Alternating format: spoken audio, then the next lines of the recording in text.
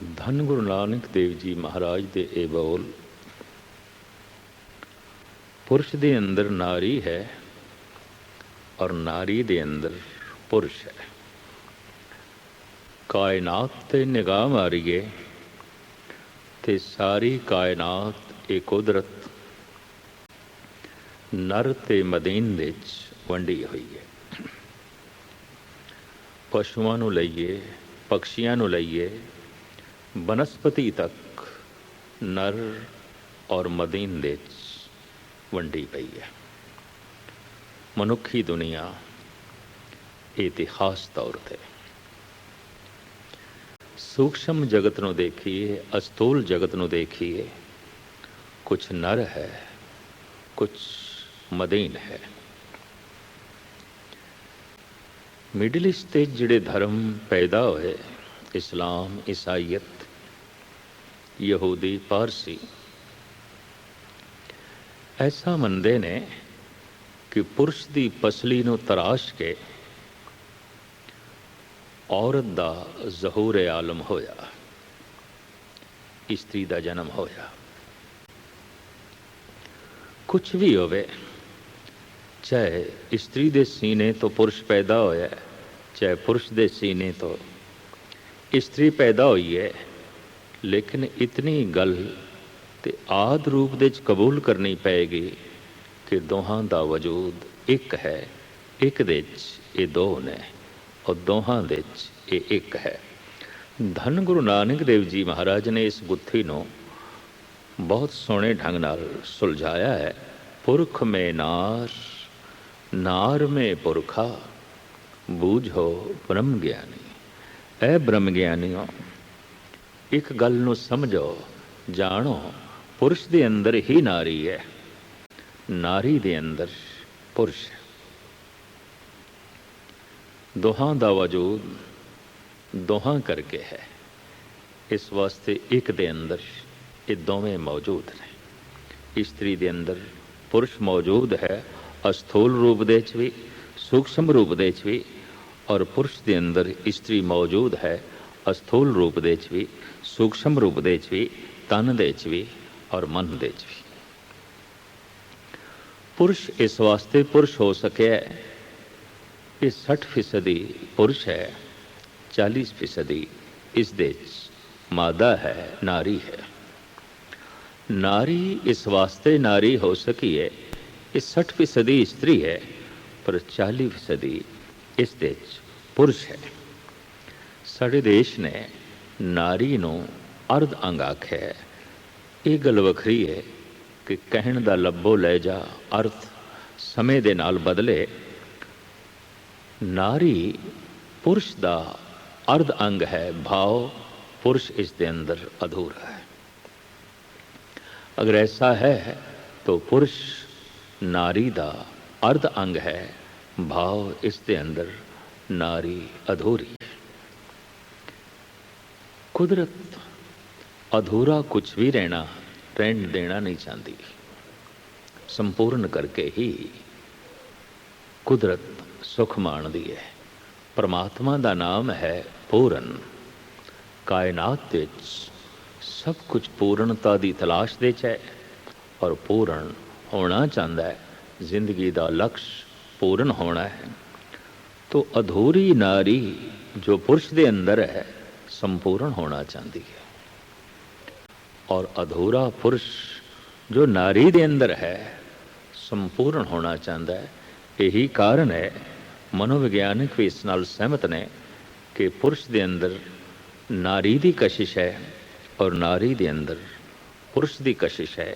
ਇਹ ਵਿਪਰੀਤ ਤੋਂ ਪ੍ਰਭਾਵਿਤ ਨੇ, ਹਮ ਜਿਨਸ ਤੋਂ ਪ੍ਰਭਾਵਿਤ ਨੇ। ਉਸ ਦਾ ਮੂਲ ਕਾਰਨ ਪੁਰਸ਼ ਆਪਣੇ ਤਲ 'ਤੇ ਪੂਰਾ ਪੁਰਸ਼ ਹੈ, ਉਸ ਦੇ ਅੰਦਰ ਅਧੂਰੀ ਨਾਰੀ ਹੈ। ਨਾਰੀ ਆਪਣੇ ਤਨ 'ਤੇ ਪੂਰਨ ਨਾਰੀ ਹੈ, ਪਰ ਉਹ ਪੁਰਸ਼ ਦੇ ਤਲ 'ਤੇ ਅਧੂਰੀ ਹੈ। ਮਾਂ ਬਾਪ ਤੋਂ ਇਹ ਸਰੀਰ ਆਇਆ, ਦੋਹਾਂ ਦੀ ਅੰਸ਼ ਸਰੀਰ ਦੇ ਵਿੱਚ ਮੌਜੂਦ ਹੈ। ਅਸਥੂਲ ਰੂਪ ਨੂੰ ਸੰਪੂਰਨ ਕਰਨ ਦਾ ਜੋ ਢੰਗ ਮਨੁੱਖੀ ਦੁਨੀਆ ਨੇ ਅਪਣਾਇਆ, ਉਸ ਦਾ ਨਾਂ ਆਨੰਦ ਕਾਰਜ, ਵਿਵਾਹ, ਨਿਕਾਹ ਆਦਿਕ ਪ੍ਰਚਲਿਤ ਹੋਏ। मैरिज का जन्म होया, निकाह का जन्म होया, आनंद कारज विवाह प्रथा जो है चली, ये सी सूक्ष्म शरीर की पूर्ति, ये सी अस्थूल जगत की पूर्ति। अस्थूल शरीर नूं अस्थूल शरीर का मिलन हो गया। पुरुष नूं नारी मिल गई, नारी नूं पुरुष। और पशुओं की दुनिया च, पक्षियों की दुनिया च, कीड़े मकोड़ियां की दुनिया च वो अपने ढंग नाल इस जरूरत नूं पूरा करते हैं। लेकिन सूक्ष्म तल भी है, नारी का हिरदा भी है, पुरुष का हिरदा भी है। सुभाविक तल ते देखिए कशिश विपरीत दी है। दैवी गुणा नूं लईए ये भी नर ते मदीन दे वंडे पै ने। जे भगति नारी है तो ज्ञान पुरुष है। गुरबाणी ने ज्ञान नूं पुरुष आख्या है, भगति नूं नारी आख्या है। निज भगति सीलवंती नार, रूप अनूप पूरी आचार। जिचर वसी पिता के साथ, तिचर कंद हो फिरे उदास। कर सेवा सतपुरख मनाया, गुर आणी घर में ता सर्व सुख पाया। तो भक्ति नो नारी आख्या है। ज्ञान राव जब सेजे आवे, तो नानक भोग करे। ज्ञान नो राव आख्या, पुरुष आख्या। अगर गौर नाल देखिए तो तर्क प्रधान है पुरुष के अंदर, भाव प्रधान है, भावना प्रधान है, श्रद्धा प्रधान है स्त्री के अंदर। मन का टिकाव भाव नाल होंदा है। मन नूं सूझबूझ ज्ञान नाल मिलती है, तर्क नाल मिलती है। तर्क स्त्री के अंदर अधूरी है, पुरुष अधूरा है। भावना पुरुष के अंदर अधूरी है, स्त्री अधूरी है। अस्थूल जगत ते जद ए अधूरे ने, नारी दे अंदर पुरुष, पुरुष दे अंदर नारी, तो सूक्ष्म दुनिया भी अधूरी है। या इंज कह लो, ज्ञान तो हीणा हिरदा है नारी दा, भक्ति तो हीणा हिरदा है पुरुष दा। पुरुष के अंदर अगर भावना है, भक्ति है तो अधूरी। स्त्री के अंदर अगर ज्ञान है, तर्क है तो अधूरा। जिथे अस्थूल जगत संपूर्ण होने लई तड़पदा है, उत्थे सूक्ष्म दुनिया भी अपने तल ते बह बलाउंदी है। कल्ली स्त्री, इकल्ला पुरुष संसार नहीं चला सकेगा। परिवार का चलना ही संसार का चलना है। अगर स्त्री पुरुष नूं अलग कर देइए, परिवार अलग हो गया, एक दिन संसार अलग हो जाएगा। इस वास्ते स्त्री दे या पुरुष दे त्याग दे उत्ते जिहड़े धर्म खड़े सन, वो कोई पायदार नहीं सन, ज़्यादा चल भी नहीं सके और उन्हां नाल ज़्यादा जुड़ भी नहीं सके। वो समूहक दा धर्म नहीं सी, सारियां दा धर्म नहीं सी, वो कुछ लोगों का हो सकता है। जैसे महात्मा बुद्ध ते स्वामी महावीर त्याग ते खड़े ने, ये सारियां दा धर्म नहीं हो सकता। सारे ही त्याग करते हैं स्त्री का, और स्त्री त्याग कर दे पुरुष का, तो परिवार खत्म होया। तो जब परिवार खत्म होया है तो संसार कितने दिन तक चलेगा, इस समाज कितने दिन तक चलेगा। आखिर ये वक्ती खेट सब कुछ खत्म हो जाएगा। तो प्रकृति संसार नूं चलायमान रखना चाहती है। ये ताई चल सकेगा परिवार चलन। परिवार चल रहा है तो संसार चलेगा, और परिवार चलता है स्त्री ते पुरुष नाल। पति पत्नी दे सुमेल तो नानके दादके सहुरे जन्म लेंदे ने। रिश्तियां दी ये तीन प्रणालियां दा केंद्र पति ते पत्नी ने। ये रिश्ता टुट जाए, ना नानके, ना दादके, ना सहुरे। तो ये ਪਰਿਵਾਰਕ ਜੀਵਨ, ਸੰਸਾਰਿਕ ਜੀਵਨ ਇਸਤਰੀ ਤੇ ਪੁਰਸ਼ ਦੇ ਸੁਮੇਲ ਤੋਂ ਚੱਲਦਾ ਹੈ। ਇਸਤਰੀ ਦੇ ਅੰਦਰ ਜੋ ਸਥੂਲ ਤਲ ਤੇ ਅਧੂਰਾ ਪੁਰਸ਼ ਹੈ, ਵਿਵਾਹ ਦੇ ਨਾਲ ਉਸ ਦੀ ਸੰਪੂਰਨਤਾ ਹੋ ਜਾਂਦੀ ਹੈ। ਔਰ ਪੁਰਸ਼ ਦੇ ਅੰਦਰ ਜੋ ਅਧੂਰੀ ਇਸਤਰੀ ਅਸਥੂਲ ਤਲ ਤੇ ਨਿਕਾਹ, ਵਿਵਾਹ, ਆਨੰਦ ਕਾਰਜ ਇਸ ਨੂੰ ਸੰਪੂਰਨ ਕਰ ਦਿੰਦਾ ਹੈ। ਲੇਕਿਨ ਸੂਖਸ਼ਮ ਦੁਨੀਆ ਅਧੂਰੀ ਰਹਿੰਦੀ ਹੈ। ਭਾਵਨਾ ਤੇ ਹੈ, ਸ਼ਰਧਾ ਤੇ ਹੈ ਇਸਤਰੀ ਦੇ ਅੰਦਰ, ਲੇਕਿਨ ਤਰਕ ਨਹੀਂ ਹੈ, ਗਿਆਨ ਨਹੀਂ ਹੈ। तो ज्ञान तो बिना ते भावना अंधी होंदी है, ज्ञान तो बिना ते श्रद्धा अंधी होंदी है, और श्रद्धा तो बिना ज्ञान लंगड़ा होंदा है। इंज कह लो, पुरुष दा ज्ञान परमात्मा तक पहुँचण दे असमर्थ है, क्योंकि भाव नहीं है, श्रद्धा नहीं है, लंगड़ा है। और स्त्री की भावना भटकेगी, श्रद्धा भटकेगी। क्यों? ज्ञानहीणी है, तर्कहीणी है। असी देखते हैं बहुता पखंड अगर पूजिया जा रहा है तो स्त्री जगत विच, अगर सच भी ठुकराया जा रहा है तो पुरुष जगत विच, क्योंकि तर्क है, भाव नहीं है। और स्त्री कोल भाव है, तर्क नहीं है। एक गाथा है कि एक कस्बे नूं, पिंड नूं अग लगी, सारे ते अपनी जान बचा के कस्बे चों निकल गए, लेकिन आमने सामने दो रहण वाले ना निकल सके। एक दे कोल पैर नहीं सन, एक दे कोल अखा नहीं सन, एक अंधा सी, एक पिंगला सी। इस तरह ये दोवें विचारे अग दे चो निकलण दे असमर्थ रह गए। अंधा टटोल टटोल के बूए तक पहुंचे है, और यही हाल पिंगले दा सी, बूए ते बैठा है। पर इस पिंगले ने अखा नाल वेख्या अंधे नूं, और आवाज़ मार के आख्या, मित्रा मैं तेरे पैरां दा इस्तेमाल कर लेना, तू मेरी अखां दी वरतों कर ले, आपां इस अग तो निकल सकते हैं।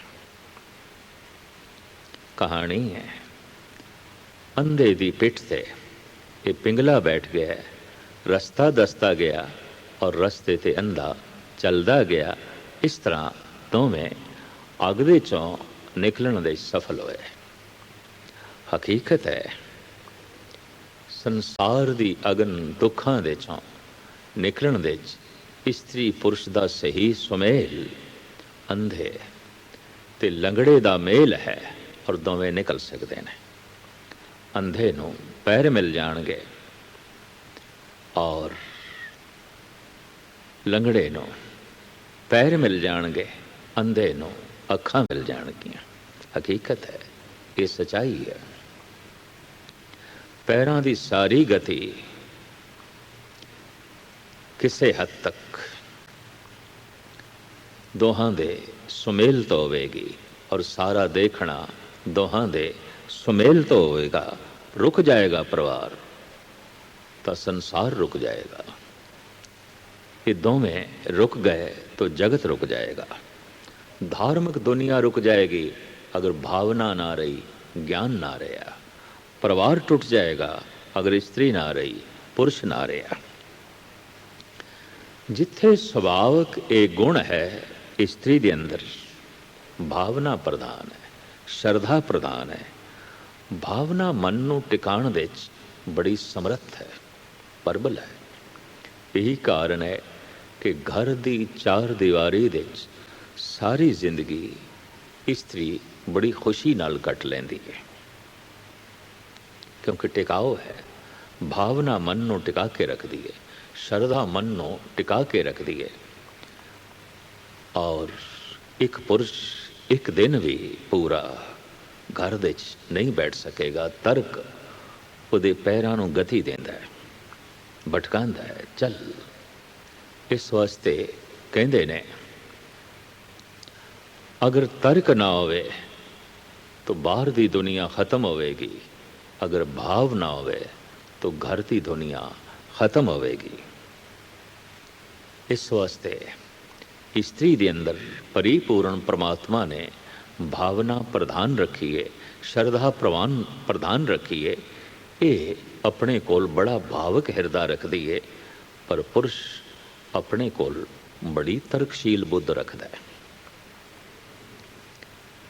परबल भावना करके घर वसिया रहिंदा है और परबल तर्क करके बाहर दी दुनिया फैलदी जांदी है, वधदी जांदी है।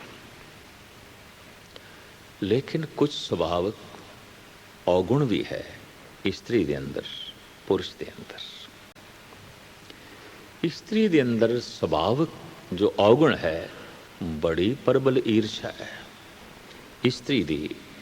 स्त्री नाल बहुत परबल ईर्षा है, और इस ईर्षा करके जैलसी करके कई दफ़ा घर नरक बनता है।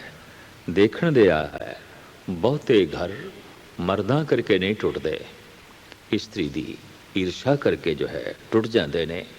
स्त्री नूं बर्दाश्त करना बड़ा कठिन हो जाता है, बहुत कठिन हो जाता है। सस ते नूंह, देराणी ते जठाणी, परजाई ते निनाहण मुश्किल है एक दूसरे नूं सहन करन, बर्दाश्त करन। यूरोप दी दुनिया ते सारे परिवार टुट गए ने, और एशिया दे बहुते परिवार कल कलेश दे दलदल दे फसे हुए ने स्त्री दी ईर्षा करके। पर पुरुष दा तर्क फैलाव इस दे अंदर बड़े परबल हंकार नूं जन्म देंदा है। तो पुरुष दा जो बुनियादी अवगुण है, अहंकारी है, बहुत अहंकारी है। परबल अहंकार करके इसदा भी घर दे कलेश मचाना सुभाविक हो जाता है। हंकार ते जैलसी, इसका टकराव किसी वक्त स्त्री ते पुरुष का टकराव हो जाता है और दूरियां नूं जो है जन्म देता है। लेकिन फिर भी अगर दोवें सत्संगी होवन, सतपुरुषां तो प्रेरणा लैण वाले होवन, तो फिर दोहें अपने गुणां दी सही वरतों करके परिवार नूं स्वर्ग बना सकते हैं, संसार नूं स्वर्ग बना सकते हैं। प्राचीन जमाने तो लैके हुण तक धार्मिक जगत दे शायद कुछ इन्हां ही कमजोरियां करके स्त्री निंदनी रही है, और नरक दी द्वारी कहते रहे ने साडे देश के आदि ऋषि। ये तो नरक द्वारी है। इस वास्ते सनातन मत देश ते किसी हद तक इसनूं शूद्र मनिया गया है। ये जनेऊ पहनण का अधिकार नहीं रखती, इनू वेद पाठ करन का अधिकार भी नहीं दिता, और इसनूं ऐसा मन लिया है कि बुद्धहीन है, शूद्र है। हैरानगी की गल है, महाकवि तुलसी भी इसनूं पशुओं की श्रेणी दे खड़ा करते हैं। ढोर गवार शूदर पशु नारी, ये पांचों ताड़न हितकारी। जैसे शूदर नूं पशु नूं ताड़दे रहिए तां ठीक रहिंदे ने, इस तरह शूदर नूं ते पशु नूं जिवें ताड़दे आ, उस तरह स्त्री नूं ताड़दे रहिए तां वो ठीक रहिंदी है। पशुओं की दुनिया विच खड़ा किया इस महान चिंतक ने, इस महान कवि ने, साडे देश के प्राचीन ऋषियां ने, मुनिया ने। ये घोर नरक की दुआरी है। भाई साहब भाई गुरदास जी गुरु घर दे वेद व्यास फरमान करते ने, लोक रीत गुण ज्ञान विच अर्ध शरीरी मोख द्वारी। ये तो मोक्ष द्वारी है। इस तो बिना मुक्ति किते। हैरानगी, मोक्ष द्वारी किथे नरक द्वारी, किधरे मोक्ष द्वारी। जिन्हां ने नरक द्वारी आख्या उन्हां कोल सब तो वड्डा तर्क ਇਹ ਸੀ कि इस्त्री ਨੂੰ ਅਸੀਂ किधरे भी अवतारी दुनिया ਵਿੱਚ नहीं देखते। ਅੱਜ तक जितने अवतार आए करीबन करीबन वो पुरुष तन धारण करके आए। जे अपने देश के प्राचीन सिरमौर अवतारी पुरुषों को देखिए, विष्णु ने, श्री राम ने, श्री कृष्ण ने, धन गुरु नानक देव जी महाराज ने, बड़े बड़े भगत ने, ऋषि ने, मुनि ने पुरुष रूप दे ने। इस्त्रियां दे कोई बहुत वड्डी ग्रंथकार भी देखने को नहीं मिली। ਸਾਹਿਤ तरह तरह की कला के जन्मदाते भी पुरुष, संगतराश, चित्रकार, कवि, दार्शनिक, फिलोसफर, चोटी के साइंटिस्ट, चोटी के राजनीतिक, हर दुनिया दे हर पासे असी पुरुष को अग्रसर देखते हैं, अगे देखते हैं। तो पुराने लोगों को ये तर्क सी कहने वास्ते कि पशु का मतलब है पछड़िया होया, तो चूंकि स्त्री भी पछड़ी हुई है, पशु पशु का मतलब है पछड़िया होया, पुरुष तो पछड़ी हुई है, पुरुष दे पीछे है। इस वास्ते आदि काल तो ऐसा भी रहा कि स्त्री पुरुष दे पीछे ही चले, क्योंकि ये पछड़ी हुई है, हर तल ते पछड़ी हुई है, हर पक्ष से पछड़ी हुई है, पीछे जो है चले। ऐसा भी जमाना लंघे है, दौर लंघे है, जिथे स्त्री केवल धन सी, घरेलू साजो समान की तरह, वस्तुआं की तरह स्त्री भी एक वस्तु सी। जैसे कोई धनवान गिणिया जाता सी, इसदे कोल हाथी ज्यादा ने, घोड़े ज्यादा ने, मकान ज्यादा ने, जमीन ज्यादा है, सोना चांदी ज्यादा है, तो धनवाना की गिणती दे वो भी आउंदा सी। इसदे कोल इस्त्रियां ज्यादा ने, इहदे कोल 400 इस्त्रियां ने, इहदे कोल 600 इस्त्रियां ने। दूर सतयुग त्रेते दी ते गल की करनी। इस दौर दे च भी ऐसे नवाब महाराजे हुए ने, 400 रानियां और 600 बेगमां, और इन्हां दी आम जो है चर्चा एक धन सी। किसी हद तक ऐसा दौर भी लंघे है चीन दे स्त्री नूं पुरुष ने मार दिता है, तो ये जुर्म भी नहीं समझिया जाता सी। जैसे कोई अपने सोने नूं चिक्कड़ दे सुट देवे, जैसे कोई अपने घर नूं आप ही आग लावे, कोई अपनी धन संपदा नूं साड़ देवे, तो अपना धन सी आप फूके, कोई जुर्म नहीं। स्त्री एक धन सी, खत्म कर देता है, कोई जुर्म नहीं। ऐसा दौर भी लंघ गया। और ऐसी भी धारणावां रही ने कि स्त्री के अंदर आत्मा ही नहीं है, चेतना ही नहीं है।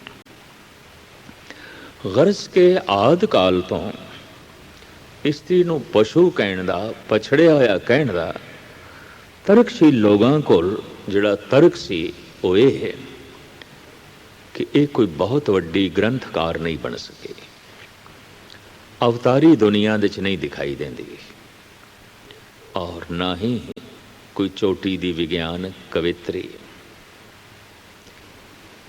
संग तराशी, संगीत, कला दी दुनिया दे च, ज्ञान दी दुनिया दे च, सुधार दी दुनिया दे च, अवतार दी दुनिया दे च पुरुष ही पुरुष अगे दिखाई दे रहे ने। इस वास्ते स्त्री दे पछड़े होने का ये सब तो बड़ा सबूत है। ये पछड़ी हुई है, ये पछड़ी हुई है। आया धन गुरु नानक देव जी महाराज का जमाना, आपने इस तर्क नूं बड़े सोहने ढंग नाल जुठलाया है, परे सुटिया है। ये गलत है, ये सही नहीं है। सो क्यों मंदा आखिए जित जम्मे राजान। बड़ी क्रांतिकारी पंक्ति धन गुरु नानक देव जी महाराज दी। आप कह रहे ने इस्त्री किस तरह अवतार बनदी, उसका समा उसकी शक्ति ते अवतार नूं जन्म देने दे च लग गई। वो आप किस तरह ग्रंथकार बन गई, उसका समा उसकी शक्ति ते किसी ग्रंथकार नूं जन्म देने दे च लग गई। जैसे हर पुरुष अवतार नहीं आउंदा, ग्रंथकार नहीं आउंदा, साइंटिस्ट नहीं आउंदा, कलाकार नहीं आउंदा, हर इस्त्री कलाकार नूं, अवतार नूं, संत नूं जन्म देने वाली भी नहीं आउंदी। जो किसी संत नूं जन्म दे सकी है, वाकई उसकी कुख ऐसी ही सी, महान सी। जो किसी अवतार नूं जन्म दे सकी है और अवतार ने किसी ऐसी स्त्री की कुख चुनी है, तो जितना अवतार पूजनीक है उसकी माँ उतनी ही पूजनीक है। जितना संत पूजनीक है उसकी माँ उतनी ही पूजनीक है। जितना कोई ग्रंथकार, चित्रकार या वैज्ञानिक पूजनीक है, उतनी ही उसनों जो है जन्म देने वाली जो है पूजनीक है, क्योंकि उसका समा उसकी शक्ति ग्रंथकार नूं जो है जन्म देने दे जो है लग गई। बाबा फरीद कहते हैं तिन धन जने दी माओ, आए सफल से धनता दे योग है ओ माँ। जिसने किसी ऐसे पुरुष नूं जन्म दिता है जिसने अपनी जीवन यात्रा नूं सफल किया है, जो फकीर सी, जो संत सी, जो अवतार सी, इसनूं जन्म दिता है, पूजन योग है ओ माँ, धनता दी योग है ओ माँ। तो धन गुरु नानक देव जी महाराज ने इस तरह स्त्री नूं पुरुष दे बराबर ते खड़ा कर दिता, अवतार दी बराबरी ते अवतार दी मां नूं खड़ा कीता, ग्रंथकार दी बराबरी ते ग्रंथकार दी मां नूं खड़ा कीता और ऐलानिया किया सो क्यों मंदा आखिए जित जम्मे राजान। यहूदियां दे धार्मिक मंदिर स्त्री लई बंद ने, इस्लाम दियां मस्जिदां स्त्री लई बंद ने। वेद पाठ स्त्री नहीं कर सकती, जनेऊ स्त्री जो है नहीं पहन सकती। और जैन धर्म ने तो इत्थे तक कह दिता स्त्री शरीर दे स्त्री दे चोले दे मुक्ति नहीं हो सकती।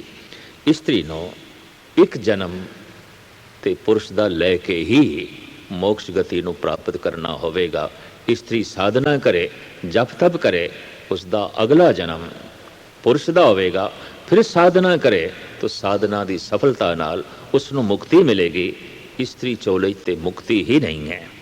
धन गुरु नानक देव जी महाराज का फरमान, स्त्री पुरुष नालों बहुत छेती मुक्त हो सकती है, क्योंकि इसके अंदर भावना प्रधान है और इसकी भावना प्रधान अवतारां नूं, ग्रंथकारां नूं, भगतां नूं जन्म देंदी है। ये महान है, ये पूजनीक है।